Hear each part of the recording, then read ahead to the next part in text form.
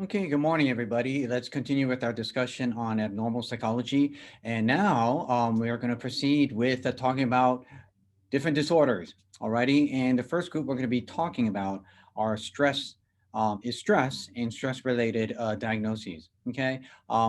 Fairly common diagnoses that you will encounter. Alrighty. Um, and let's proceed.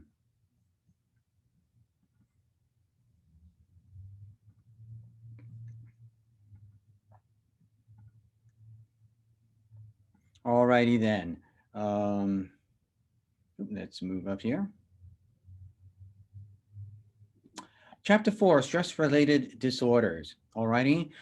First of all, as I mentioned, these are fairly common, whether you're in inpatient or outpatient setting, in school settings. And a lot of the time, people won't come in presenting a specific diagnosis. They very often would just come in speaking generally about stress, because that's how psychological symptoms are often kind of conceptualized in the general public, yeah, as people experiencing being stressed out, or overly stressed, and so on. Okay, so stress is a fairly presented um, complaint when people first come in. All right, and it very well may fall into one of these categories, but very often other mental disorders or diagnoses may be initially presented as stress. Yeah, not that there isn't stress; they're not faking it or what have you. But then the stress might be connected to other specific diagnoses or problems. Okay, we'll skip this for now. So, stress is any pressure or demand that is placed on an organism, um, forcing it, yeah, to adapt or adjust. Yeah, so you can think of uh, changing schools or work situation. Yeah, stressful things are usually associated with negative things. Yeah, like breaking up with someone or death in the family. But good things, right? Things we usually associate with the goodness and happiness can be incredibly stressful, like getting married or having a baby, or getting a new job. Right? Is that good or bad? Very well, probably many people think of that as a good thing, but it can still be really stressful. Yeah, getting a promotion can be really stressful. Being successful can be stressful. Alrighty. So it's just any kind of change in the environment or pressure demand on the individual or organism that pushes it or presses it to adapt to a new circumstance. Yeah. So the stressor is the source of stress, and we know stress is related to a number of illnesses, yeah, biological, psychological. The stress certainly affects our physiology on the endocrine systems, primarily through the hypothalamus. Yeah.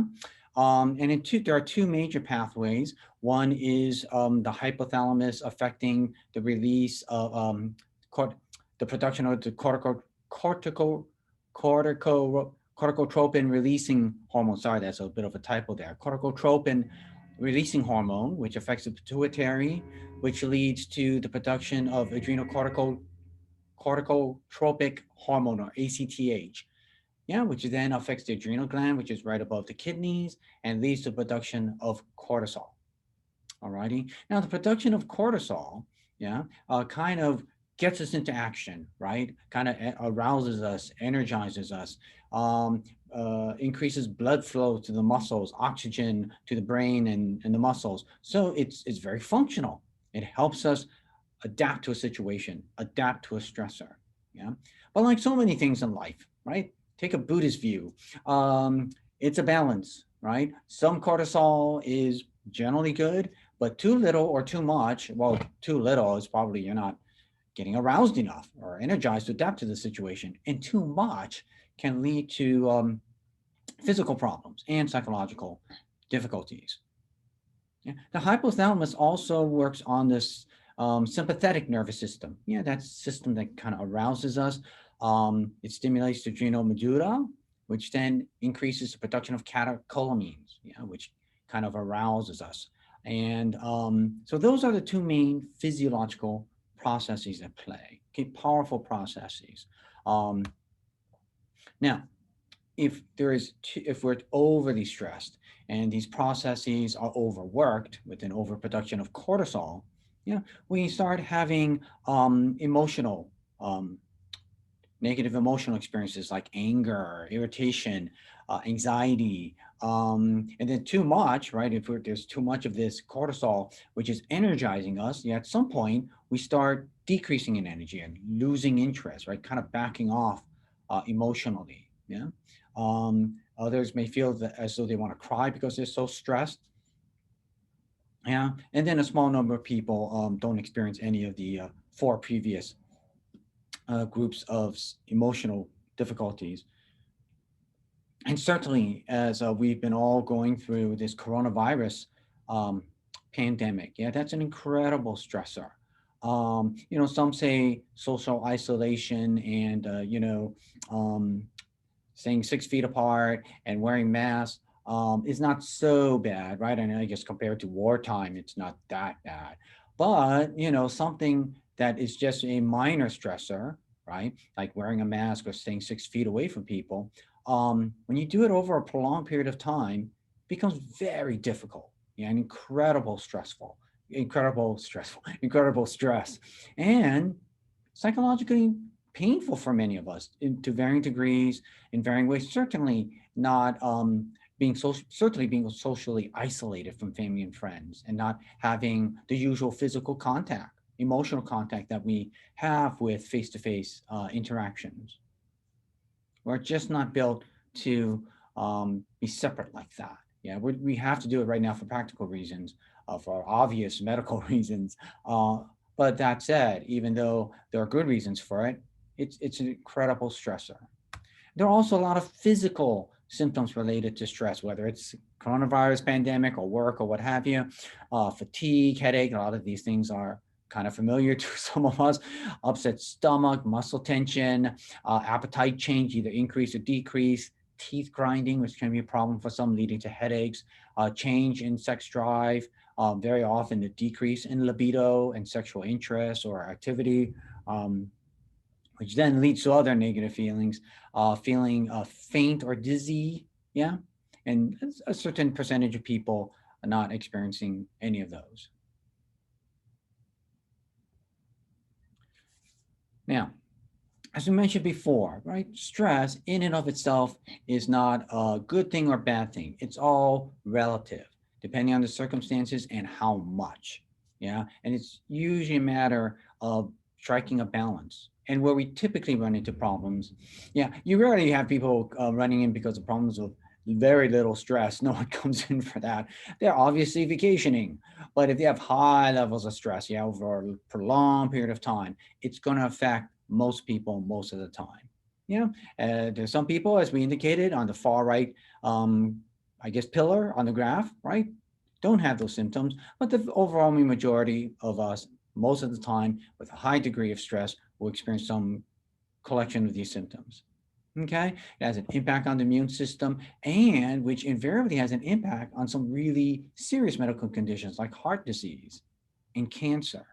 Yeah, we often think of things like cancer as something which, with the exception of some big, uh, maybe significant risk factors like smoking. Aside from smoking, yeah, or obesity, we often think, wow, cancer is not something we can control. But one of the other ways we can really control cancer by not smoking and by exercising and having a good diet is also managing our stress. Yeah, because stress can have an impact on the immune system, which will then have an impact on increasing the risk of things like heart disease or cancer. All right. Other things that can affect our experience of stress, yeah, the psychological and the and this is where you get the real kind of nexus or connection um, between the mind and the body. Yeah, to the extent we're psychologically overwhelmed, yeah, like there's a big change in the family, marriage, death, there's a lot of work, right, and so on. Um, you know, when all these environmental circumstances and how we experience them psychologically occur, it has an impact on our bodies. So it's a great, I mean, every, I think, psychological phenomenon has a great uh, it's helpful to examine the mind-body interaction, but it's particularly relevant when we're talking about stress and stress-related disorders. Some psychological factors which are clearly involved in our experience of stress is our perceived control of our circumstances. Even the illusion of control, right, can help reduce the negative impact of stress on us. All righty. Certainly, stress and its effect on us psychologically, in part, can also be explained by learning frameworks like classical conditioning. Yeah. If certain stimuli are associated with intense negative experiences, yeah, every time we experience the stimulus, right, it's a cue for the negative event, right? Maybe certain words or things we see on the news, right, or conversations people have, certainly with coronavirus, right? There are clear, the idea of getting severely sick and possibly dying, right? That threat is certainly a powerful one, and that powerful, automatic kind of response to a threat of, life and health, yeah, can be classically conditioned to a lot of stimulus cues, like the ones just mentioned. Okay. Um, so ultimately, one of the things I think is a takeaway um, in this chapter and in this discussion is that there's a lot of things we can do, a lot of voluntary behavior that can undercut the likelihood, not absolutely, but decrease the probability, decrease the risk of things such as heart disease, cancer, stroke, yeah, and even accidents that occur because we're not in the best psychological state, right? If we're driving and we're really depressed or really agitated, right? That's where stupid accidents can occur, right? Well, we're in stupid, but sometimes with really catastrophic results, like driving, right? If we're distracted because we're so stressed out. Okay. Social support certainly has a huge impact, and that's what makes the coronavirus pandemic so difficult. Is that to pursue proper, you know, COVID safety practices, one has to isolate themselves, right?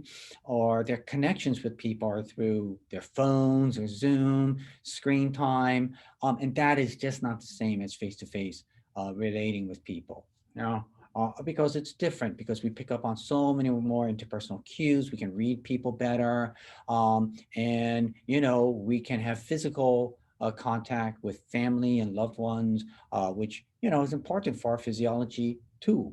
Yeah. um so let's see. Yeah, just very quickly, in research with from traumatic events like storms or hurricanes, yeah, the number of studies have shown that the greater number of social support that people have, right, as well as good social support. So it's not just having social support, it's not just having family and friends. It depends also on the quality of those relationships. That tends to mitigate the negative impact of hurricanes and storms. Yeah. The other thing is there's something about just writing about our negative events. Yeah, there have been a number of studies that have shown that when people, after a traumatic event, be it war, um, some other physical attack, can write about the traumatic event afterwards, that for some people, it seems to have a positive impact in terms of decreasing the negative effects of the traumatic event. Yeah. And what is it about writing? In part, it allows us perhaps to re-experience the event, but in a calm situation, controlled situation. Yeah, so it's like using the classical conditioning framework. Yeah, so you're exposed to the stimulus, right? But now in this case, right, instead of experiencing the trauma and so on, you're in a relaxed state. Yeah, so you get the stimulus cue, right? Um, which is writing down the words of what happened. But now you're sitting down, you're relaxed, and so on. Yeah, you're re-experiencing it differently. And that re-experiencing of it differently can attenuate, mitigate the negative impact of the original trauma. Okay, we talked about perceived stress. I love this quote. This is from the Tao Te Ching. This is the book of Taoism. And in China, ancient China, you can think of two major, there could be three or four depending on how you count, but essentially two theories of philosophical schools. Yeah, the Confucian school and the Taoist school. Alrighty. There's also Zen. There's also not Zen. That's Japanese. There's also Buddhist influences in China as well. But bear with me for now. Confucianism and Taoism. And this is a quote from the Tao Te Ching, the book of the Tao, and it's one of my favorite ones. It goes, "What do I mean when I say respect great distress as you do your own person? The reason why I have great distress is that I have a body. If I had no body, what distress would I have?"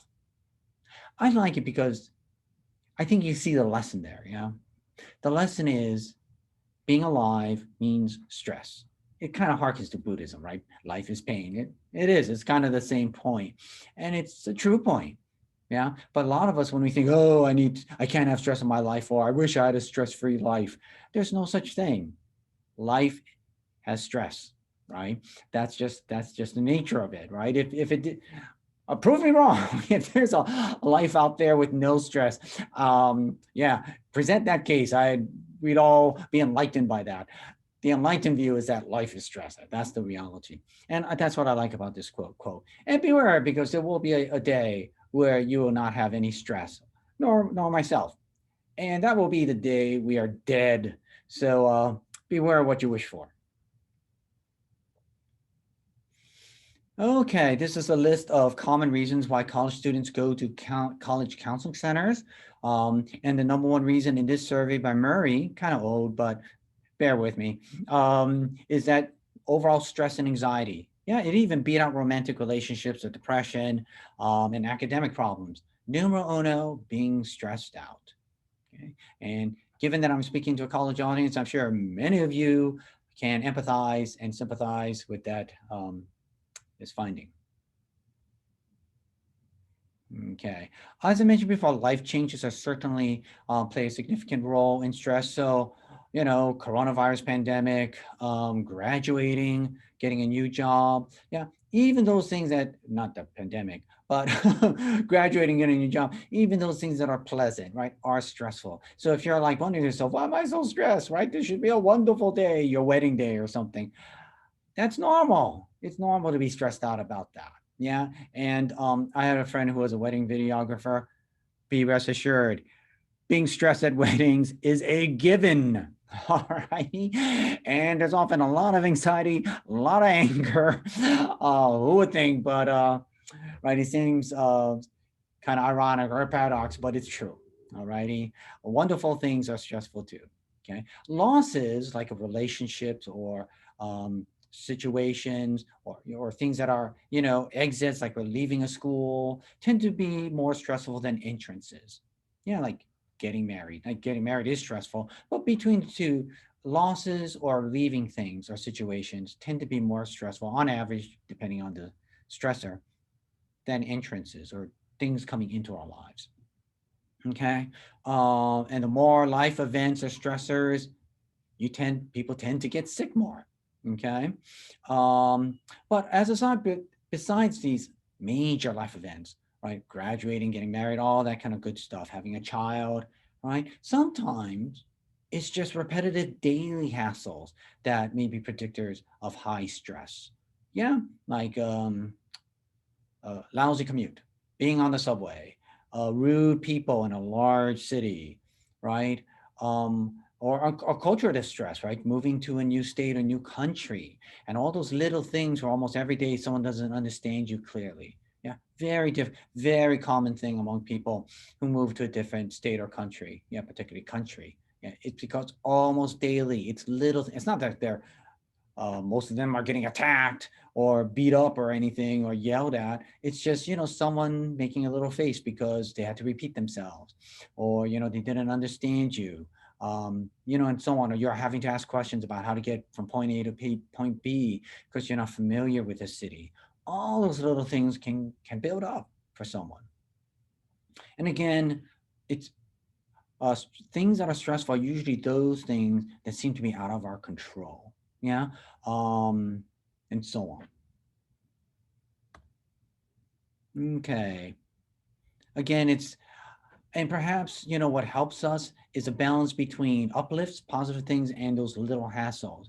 Yeah. So those little hassles might be not getting enough sleep, finding new zit on your face, not being so happy with your appearance, your hair. Hey, boo-hoo, your hair isn't doing exactly what it wants for you, being maybe a little lonely for a while, as can be offset by, like, having fun, getting a laugh, being entertained by something, playing music. Yeah, so it's a balance of these little things, little negative things and little positive things that can kind of offset, that can determine how much stress we'll experience. Yeah, and it's kind of a little prescription there. Yeah, if you're feeling kind of stressed by nothing, too traumatic, but it's just all those little lousy things that can happen in any day, in any university day. Perhaps you can offset, treat yourself by offsetting it with some positive things. Yeah, it sounds like and it is in some respects it's common sense, but it's also makes it's empirically supported too. Yeah, that you can balance all these little hassles with positive events as well. Yeah, it seems to assist with that. That doesn't mean you don't have the stress, but it helps you manage the stress, or it doesn't feel as out of control. Speaking of a culture of stress, let's look at a few photos that were made by a bunch of Fordham University out in New York college students to capture the experience of um, uh, of a culture of stress. Alrighty, and here are some. Alrighty, this young woman, her experience of being asked, "No, where are you really from?" Microaggressions. Um, what are you, human? What are you? And her answer is, I'm human. Being biracial doesn't make me a what? Kind of interesting. And maybe many of us are at fault for wording questions like that. Oh, like, what are you? Like, what's your background, right? When we see someone has a kind of exotic look to them. But maybe the word what is kind of offensive to many people who are biracial. When standing next to my mom, question, why is your daughter so white?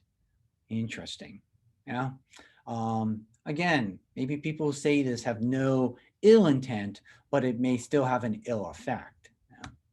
Yeah. You don't act like a normal black person, and they don't know what is that supposed to mean? Oh, you mean you're a stereotype, perhaps. You don't speak Spanish, right? Or you don't speak Chinese, or whatever the case may be, right? No, you're white. Someone telling you what you are, in case you had any confusion about that. Why do you sound white? Ugh.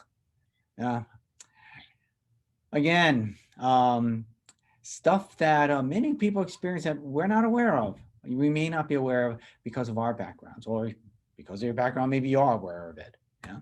And when I gave a speech about racism, the MC introduced me as Jamie Garcia. My name is Jamie Rodriguez. Not all Latinos have the last name Garcia. All righty. Other psychological factors that are related to the subjective experience of stress, coping styles.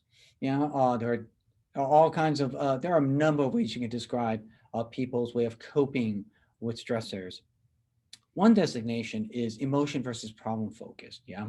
Are people emotion focused, meaning when they start feeling negative emotions, they do things to avoid it, right? Like, watch a comedy, start wishing or fantasizing about better situations, versus problem focused, where they try to change the stressor, right? Like stay away from the stressor, or find another boyfriend or girlfriend, something like that. Instead of just, wishing and doing things that will make them feel better, like a good movie and, well, hopefully not illegal substance, but that's more emotion focused, right? Drinking and so on, or eating, right? To make us feel better. Which, there's a time and a place with healthy choices, but, probably not as effective as problem focused. I mean, there is a time and place for emotion focus, but I think one has to ask themselves, are they doing a balance of the two? The extent to which people experience self-efficacy. Yeah, and as a general matter, self-efficacy refers to generally three things. One, when faced with a problem, do people feel like they have behavioral options? Yeah, things they can do to change their circumstance, to make it better. Two, do they feel that, do they think that they have the particular behavioral repertoire or skills in order to, achieve, to use one of those options? Yeah. So maybe when someone's feeling lonely, one of the options is to try to, start dating more. Okay. Two, and the second thing would be, well, do they feel they have dating skills? Do they know how to approach people, start conversations, have ideas about where to go and all that kind of good stuff? And three, do they feel or have the experience being reinforced for that behavioral repertoire or pattern that will get them to eventually, not necessarily automatically, but eventually to an outcome? Alrighty. So options, behavioral repertoires, and do they experience, have they had the experience of being reinforced for performing those adaptive behaviors? Psychological hardiness, there is this notion, psychological concept of people, and we're having increasing research on this, as certainly as it relates as it relates to a lot of it as it relates to academic performance. Yeah, and hardiness refers to a commitment to deal with a problem, view problems as challenges, and having the perception that one can control these circumstances. Okay, I'm going to kind of bypass this topic here, and we'll just move on. The topic related is back to school social support. Just basically, yeah, when in school, try not to just do it on your own. That's the sum of it. So moving right along, let's talk about some of the specific mental disorders now in this category of stress-related disorders. Now we're getting to our first disorders, our first diagnoses. Okay, so if you just give me a moment, I'm just gonna, after all that, now I'm gonna pause. Yeah, I'm gonna pause. Okay, folks, thanks for your patience. Let's continue with our discussion of specific diagnoses. So, adjustment disorders. Now, this is under the larger category of stress-related disorders. There's kind of a subcategory. Those are adjustment disorders. Now, adjustment disorders refer to stress reactions from a stressor that occurred within 3 months of the onset of the symptoms. Yeah. So you need the thing that was stressing someone out, like breaking up with someone, and then symptoms like being depressed, crying, anxious, angry, occurring within 3 months of having had broken up with someone. Okay, within that framework. If it occurs, the symptoms occur a year later after the stressor, we're talking about something else. Yeah, and that is kind of an odd situation. Um, but because most of us, yeah, when we have a reaction to a stressful event, we'll experience it on or about the time of the event, not before, but after. So for an adjustment disorder, it needs to have occurred within 3 months of the stressor, yeah, but not exceed 6 months. All right, so it's kind of a narrow window, but that accounts for a lot of people in a lot of situations. Yeah, which is, and it's still worthy of treatment. Just because someone's in pain for about 6 months, hey, that's a long time to be in pain. All righty, to really be upset and angry or crying or what have you. All righty. So even though it doesn't sound like much, it is. Yeah, when you really think about the kind of anguish someone can experience, like let's say breaking up with a steady boyfriend or girlfriend that they've been seeing for a long time. Yeah, I think many of you out there can appreciate that. Alrighty, and yeah, sometimes it's something which people manage on their own, and then others might elect to have psychological treatment assist them. Okay. Um, let's see. It's something that affects social and occupational functioning too. Yeah, so it's not something that's just bumming you out, but it's affecting your ability to concentrate at work, at school. You're not seeing people as much, right? You're canceling social events, which isn't good, right? But it's actually the thing that could help you. But if you're in a lot of pain, that's understandable why people do that. Yeah. So it's also something that affects social occupation. That's what's meant by S/O. You'll see that little abbreviation of mine. It is, and that's all over the place. Yeah. When in doubt, something is diagnosable if, among other criteria, it leads to social and or occupational functioning, a decrease in those things. I will also have listed for almost every diagnosis the abbreviation DIF, meaning differential diagnosis. Okay, so when people present these symptoms, the other thing you want to keep in mind, yeah, maybe even evaluate for, is whether the person suffering from is suffering from this disorder or possible other mental disorder. So in this situation, it may seem like just an adjustment disorder, but is it actually more of a traumatic stress disorder? Okay, which is another subcategory with two main diagnoses, which one of which of the two you've probably heard of before. Yeah, or is someone experiencing another type of mental disorder like that falls under the category of anxiety disorders? Alrighty. Or is it a type of mood disorder, like a major depression, for example? Alrighty. So those are some of the things you may want to differentiate. Make sure that the person is not actually suffering from something else. Alrighty. Or maybe so that's the thing to no, scratch what I was about to say. So that's what DIF is referring to, differential diagnosis. So just when someone suffers from an adjustment disorder, you'll want to specify what type. Yeah, and the types are determined by what is most predominant. Yeah, is it depressed mood, anxiety, a mix of anxiety, depressed mood, disturbance of conduct? I think that's a good one for if they are doing things like drinking a lot or getting into fights, being very having angry outbursts. It's too bad. I always think that there should be a anger type, but they have disturbance of conduct. Also, with mixed disturbance of emotions and conduct, um, which seems a little odd to me because it seems to me that if you have D, disturbance of conduct, you probably have some emotions related to that. But, I can see why people want to distinguish that as well. Alrighty. Or if it's just not clear, they're just in pain and experiencing a bunch of all these things, you could say unspecified. Adjustment disorder, unspecified. Okay. Well, I just want to touch on this real quick. Okay. This is a very old and dated way of thinking about the brain. But it's one way just to think about. It's kind of dated. The brain is not divided into these nice simple regions or segments. Yeah.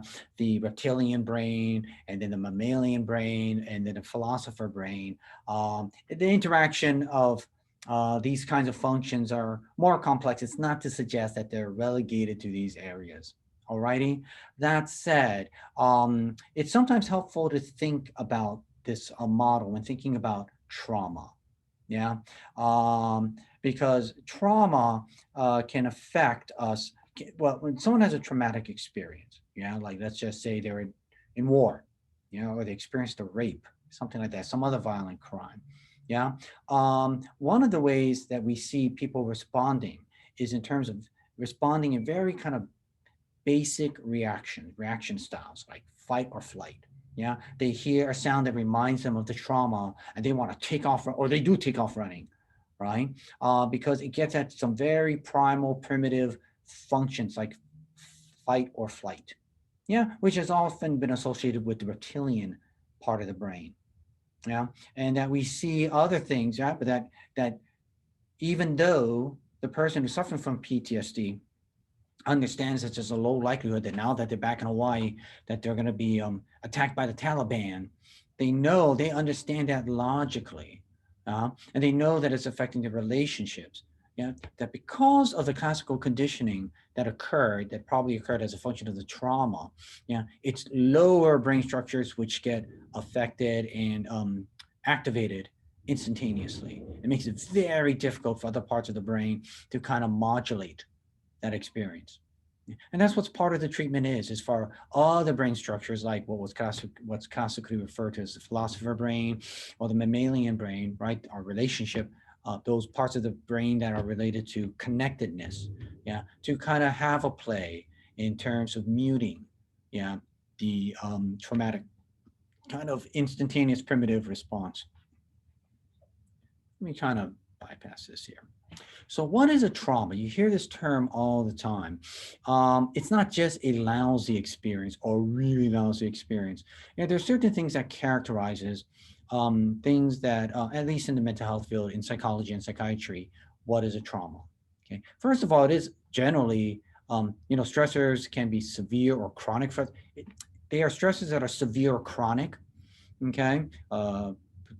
Particular chronic, severe chronic frustrations, interpersonal conflicts, pressures. Yeah, like certainly, coronavirus pandemic is a very severe chronic pressure on people. Yeah, some may say it's moderate for the reasons I discussed earlier. Yeah, isolating yourself, wearing a mask. But if it's chronic, right, that will have a significant impact on one's physiology. A trauma is an event caused by humans or nature. Okay, so it doesn't have to be something done by a criminal perpetrator. It could be done a function of the earth, right? Hurricane or storm or something like that. That reduces the individual to have the psychological experience of being reduced to an object. Yeah, that they don't feel that they feel out of control. There's a loss of safety or a sense of fairness in the world. Uh, Certainly a loss of control, and that life is not predictable now. Yeah, so you can see that's a whole bunch of stuff. Yeah, and some of the classic examples are soldiers who go off to war. Yeah, are serving on the front line. Yeah, victims of, let's say, severe assaults. Yeah, as opposed to the non-severe assaults. Severe assault, any assault, rape, and so on. Yeah, another very common traumatic event, yeah, which causes PTSD. One of the biggest contributors to PTSD: automobile accidents. Yeah, huge situation where people, just took it for granted day after day, driving down the H1, and then, being, hit by another car and then being severely injured. That's clearly something that's going to make someone feel like an object. Yeah, that they could have died at any moment. That why them? And now, their sense of control might be out the window from that kind of experience. Now,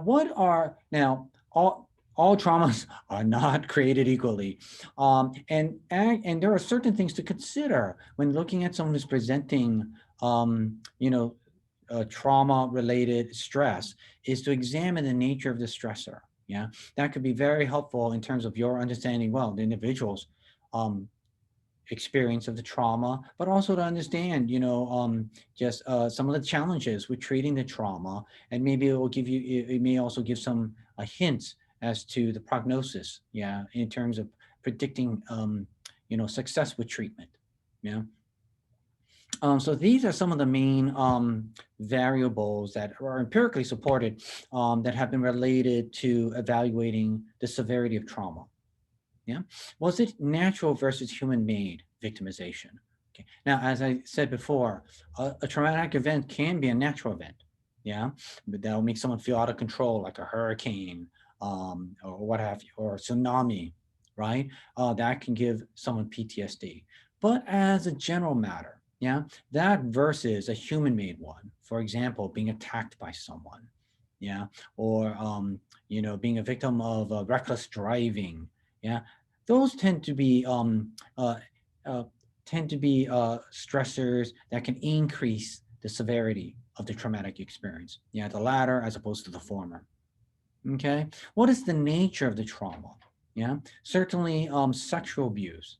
Yeah, uh, can be experienced more severely as, let's just say, assault. Yeah, if someone gets into a bar fight, or they get hit, or they get assaulted, and then their wallet is stolen. Now, certainly, I'm not. It's not my point. It's not to say either or one's good and one's bad, but certainly or one's tolerable and one's not. They're both bad. I mean, they're both traumatic. But between the two, yeah, sexual abuse tends to, as a general matter, be result in more severe kinds of symptoms as opposed to physical abuse. Although physical abuse, depending on its severity, not all assaults are created equally.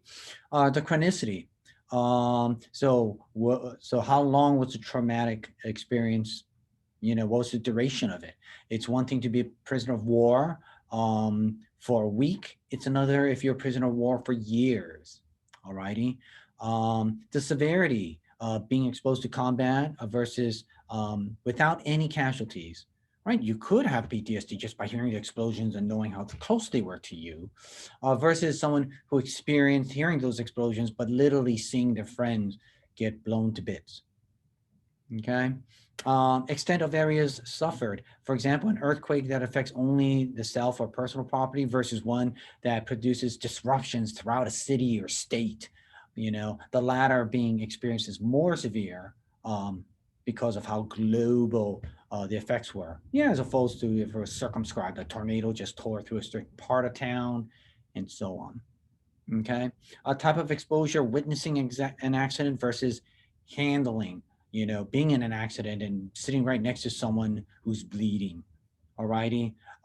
Can you witness an accident, a car accident, and have PTSD? Sure, you can. But as a general matter, being in the car and then seeing someone bloody because of the accident is more likely to lead to a more severe traumatic reaction.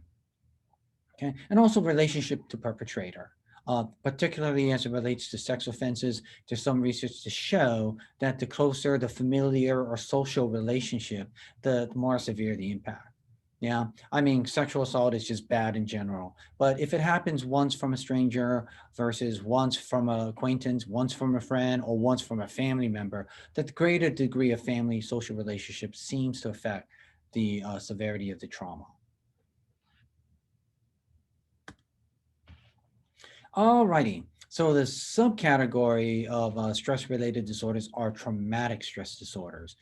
Okay, this includes two sub-mental disorders: acute stress disorder, or acute traumatic stress disorder, and post-traumatic stress disorder. Okay. They're both characterized by by intense anxiety. Alrighty, that's experienced generally or at certain periods or that are brought on by specific stimulus cues.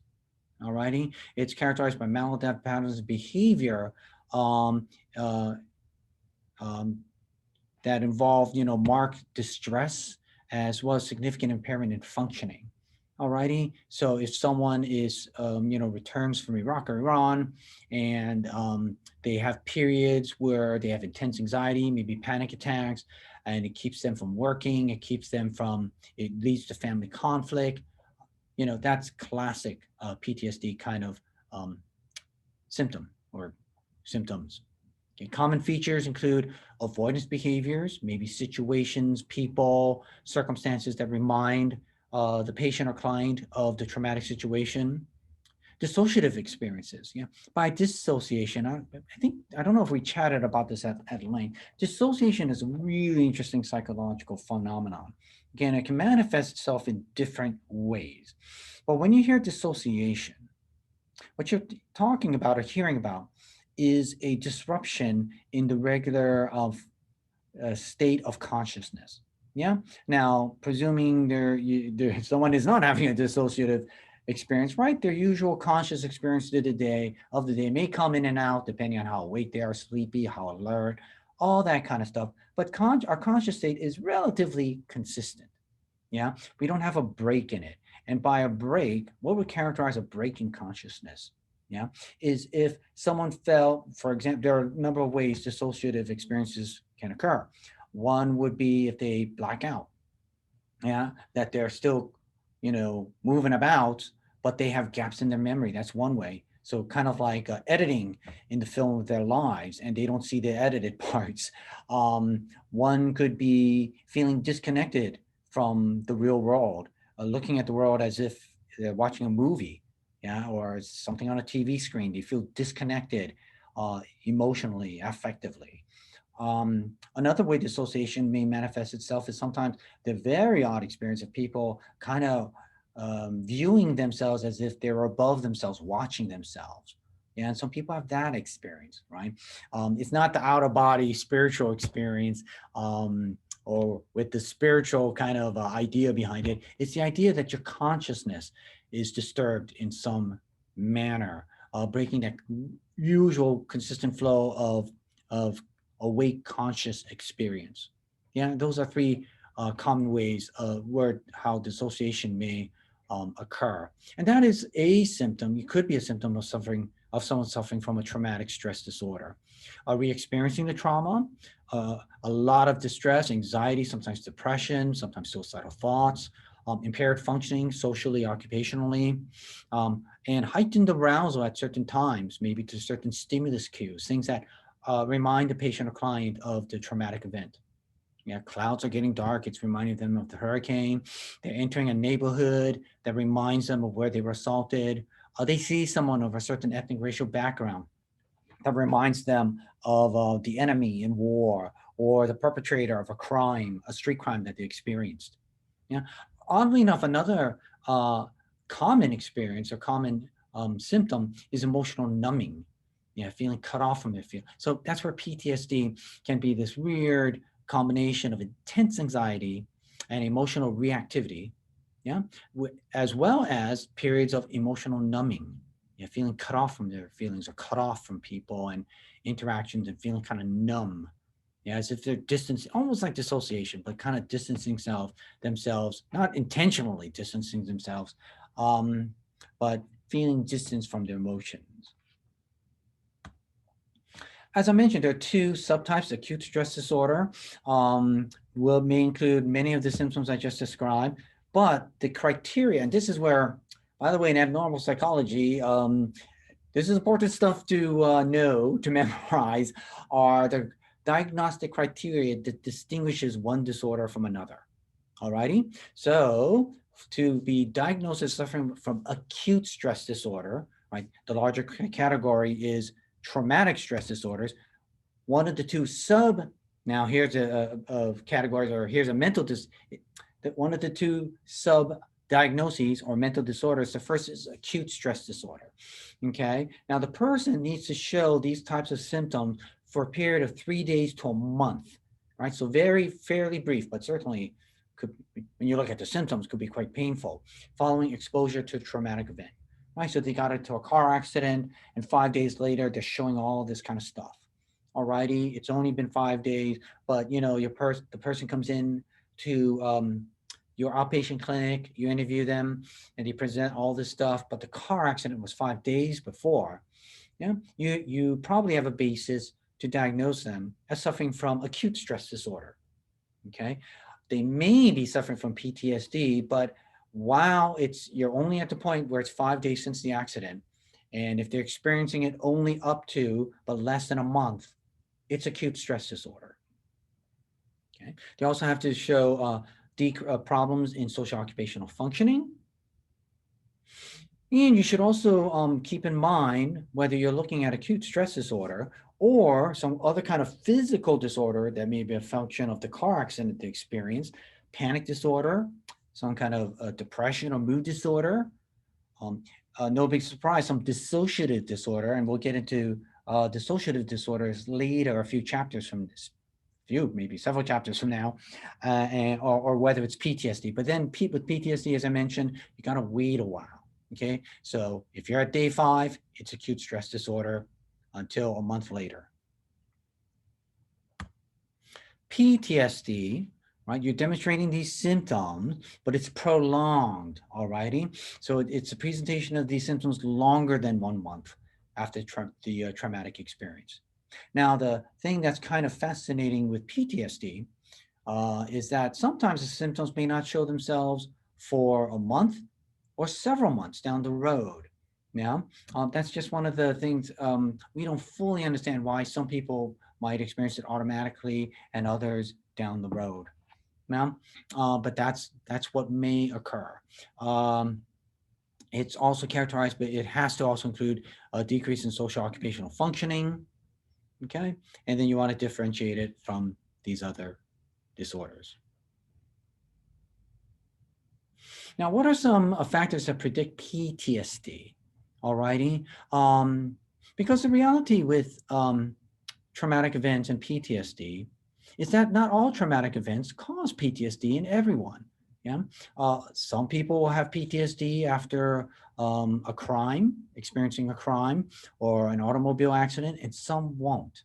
Okay. Now it's not simply a matter of some people being weak and others being strong. Alrighty, that's overly simplistic and erroneous way of looking at PTSD. What's helpful though is to could look at what the research says, maybe some factors that an individual may have experienced, which may increase the risk that they experience PTSD. Okay, so some things will have to do with the, as I pointed to before, the severity of the trauma. Okay, so one is degree of exposure. How long were they exposed to wartime, combat? Was it a week? Was it a year? The severity of the trauma. Other factors related to the individual. Yeah, did they have any history of childhood sexual abuse? Yeah, is there family history suggesting possible contribution of genetic factors? Do they have, do they lack social support? And again, the old thing to keep in mind, it's not just having people around you like family and friends, it's the quality of those relationships. Alrighty. Sometimes the family and friends may be the traumatic stressor. Alrighty.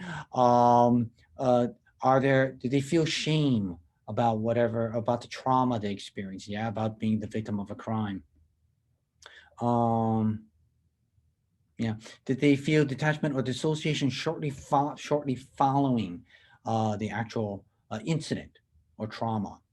Yeah. And do they have any prior psychiatric history? So all of these factors have been found to be predictors of or risk factors for later PTSD onset.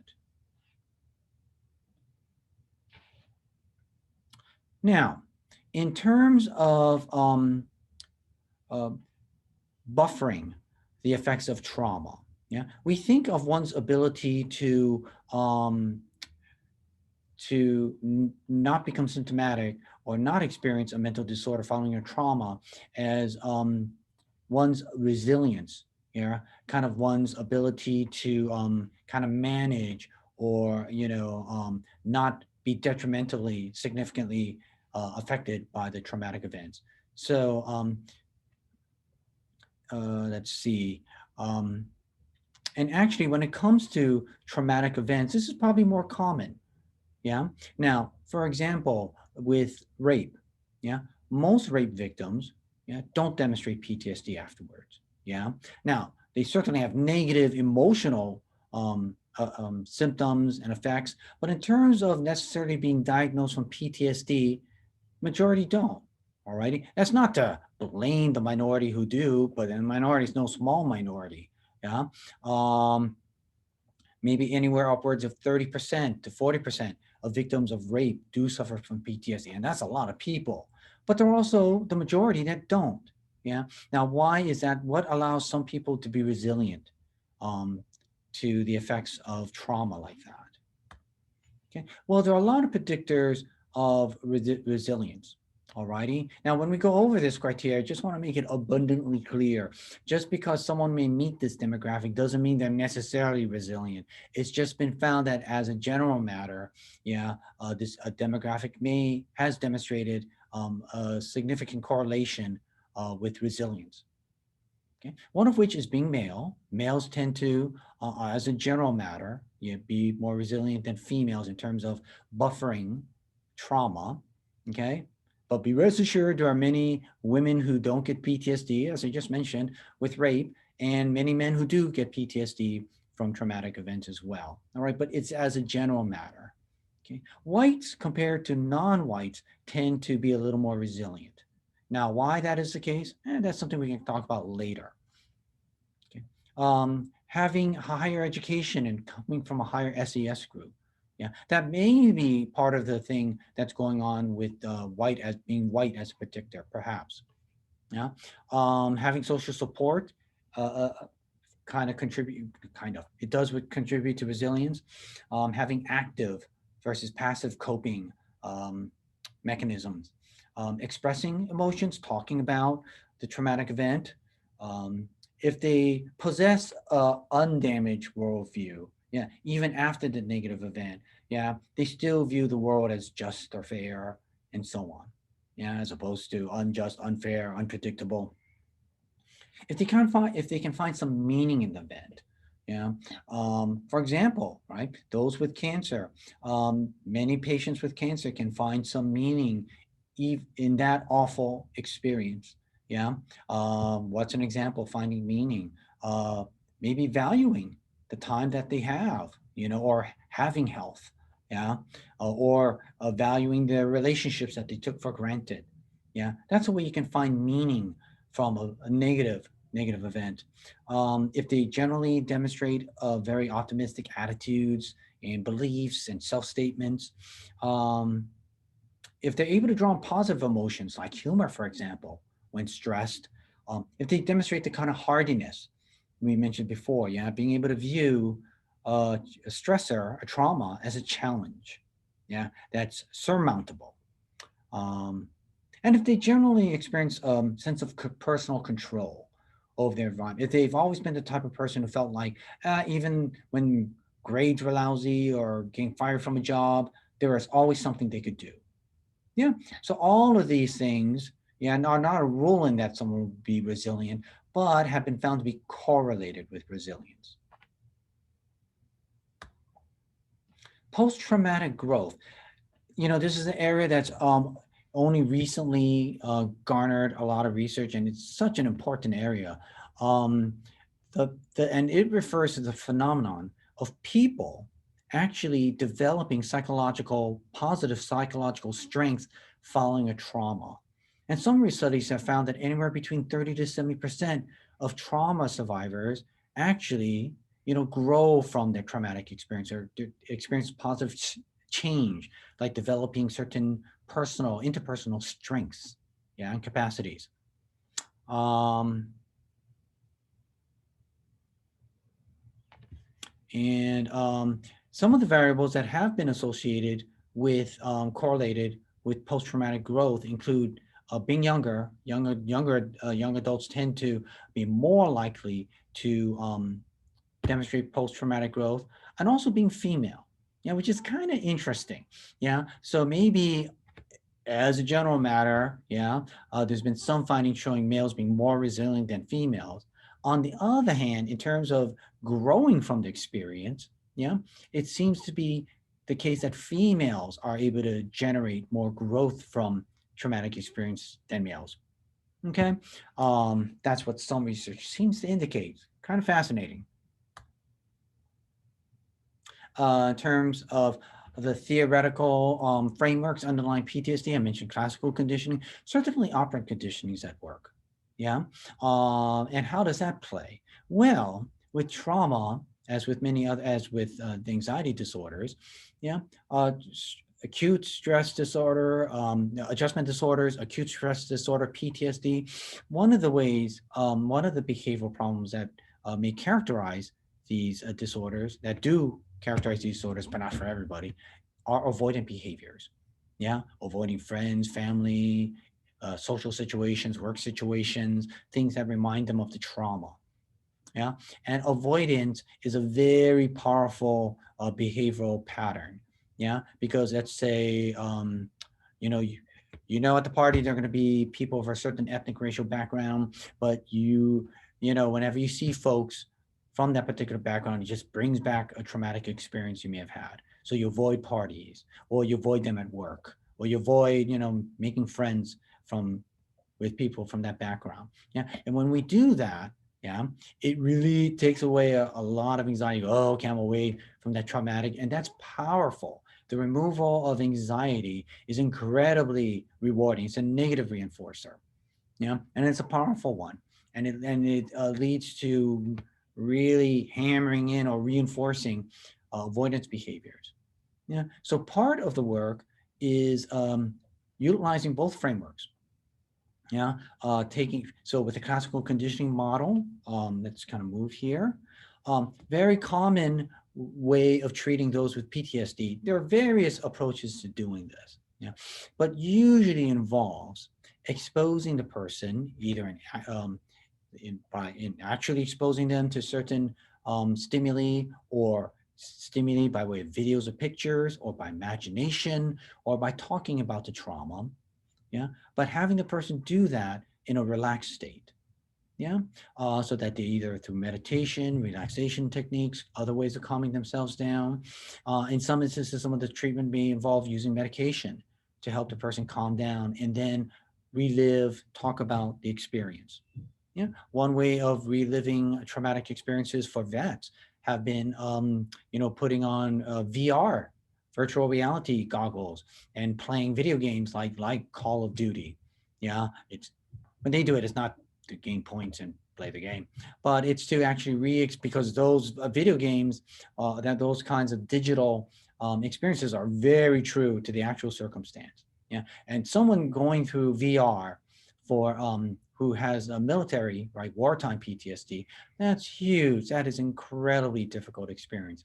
But they kind of work up to being able to do that by way of gradually using more less threatening stimulus cues, like maybe just talking about it and picturing it and watching a video, and then doing the VR kind of work with the idea that they can experience those things gradually, but with less anxiety.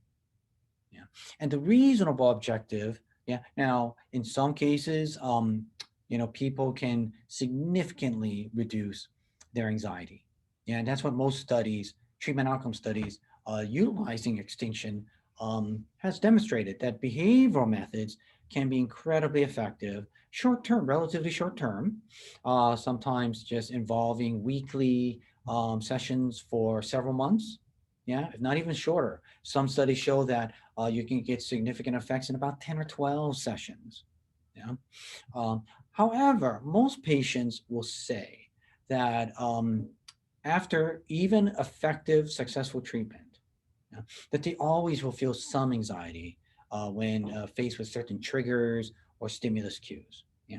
But the anxiety has been so reduced, or their sense of control or how they can manage anxiety is so much better that they can now function, yeah, socially, occupationally, and so on.